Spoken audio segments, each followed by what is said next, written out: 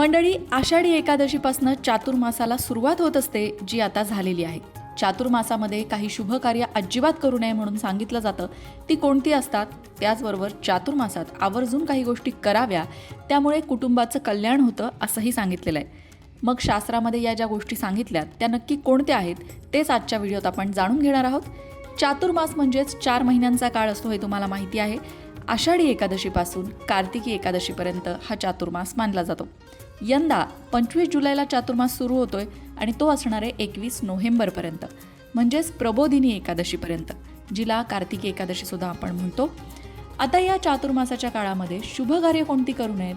तर शुभकार्य जी करू नयेत म्हणून सांगितलेलं आहे त्यामध्ये लग्न, मुंज, मुंडण, गृहप्रवेश यासारखी जी शुभकार्य आहेत ती चातुर्मासामध्ये केली जात नाहीत. वास्तुशांतीसुद्धा चातुर्मासात केली जात नाही. का बरं शुभकार्य चातुर्मासात करत नाही?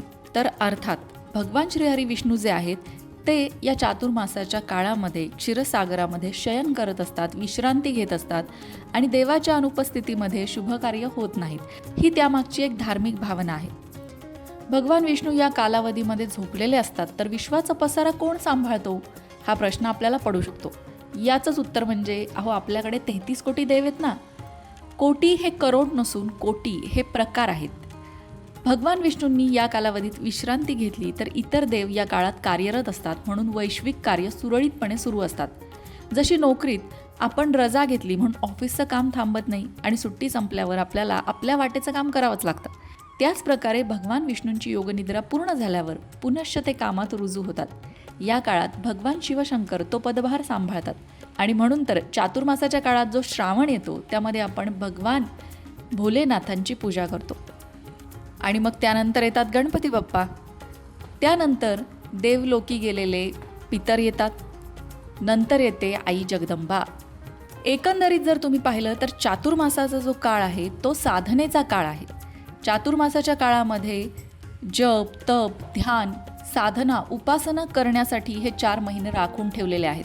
म्हणून तर याच 4 महिन्यांच्या काळामध्ये भरपूर सण उत्सव येतात. सगळ्यात महत्त्वाचं वेगवेगळ्या देवतांची उपासना जी याच काळामध्ये केली जाते. यामागे कुठलेही शुभ कार्य करू नये असं सांगितलं असेल तरीसुद्धा या काळामध्ये तुम्ही साधनेसाठी, उपासनेसाठी करण्यात येणाऱ्या सगळ्या गोष्टींचा अवलंब करू शकता. हेतू हा की वैयक्तिक सुखाचा विचार न करता वैयक्तिक उत्थानाचा विचार करावा, म्हणजेच साधना वाढवावी, उपासना वाढवावी, ईश्वराप्रती समर्पित असावं आणि तोच उत्सव साजरा करावा. हा या चातुर्मासाच्या काळाचा हेतू आहे. आषाढी एकादशी ते कार्तिकी एकादशीपर्यंतचा हा जो 4 महिन्यांचा काळ आहे हा पावसाळ्याचा काळ आहे, हे तुमच्या लक्षात येईल. अत्यंत पवित्र आणि आध्यात्मिक दृष्टिकोनातून महत्त्वाचा मानला गेलेला हा काळ आहे. या काळात निसर्गात बदल होत असतात, वातावरणात नकारात्मक ऊर्जा वाढण्याची शक्यता असते आणि म्हणूनच चातुर्मासात घरामध्ये सुख, शांती, समृद्धी टिकून राहण्यासाठी काही सोपे उपाय करायला सांगितले जातात. त्यापैकी एक उपाय म्हणजे चातुर्मासाच्या काळात रोज पाण्यामध्ये मीठ टाकून त्या पाण्याने फरशी पुसावी. वास्तुशास्त्रानुसार मिठाच्या पाण्याने घर पुसल्याने घरातली नकारात्मक ऊर्जा नष्ट होते, घरात शांतता आणि सुखसमृद्धी येते. चातुर्मासाच्या काळात हा उपाय आवर्जून करावा. दुसरा उपाय म्हणजे रोज संध्याकाळी किंवा सकाळी भीमसेनी कापूर घरामध्ये जाळावा. कापूर जाळल्याने निर्माण होणारा धूर घरातील वातावरण शुद्ध आणि पवित्र करतो. कापुराचा दैवी सुगंध मनाला शांतता देतो. अनेकांकडे संध्याकाळच्या आरतीच्या वेळी कापूर लावण्याची जुनी परंपरा आहे, ज्यामुळे घरातील कलह आणि मानसिक ताण दूर होतो. चातुर्मासात रोज संध्याकाळी घराच्या मुख्य प्रवेशद्वाराबाहेर दिवा लावणं सुद्धा शुभ मानलं जातं. हा दिवा शुद्ध गाईच्या तुपाचा किंवा तिळाच्या तेलाचा असावा. प्रवेशद्वारावर दिवा लावणं म्हणजे साक्षात माता लक्ष्मीचं स्वागत करणं. त्यामुळे धनधान्याची कमतरता भासत नाही आणि घरात शुभ ऊर्जेचा संचार होतो.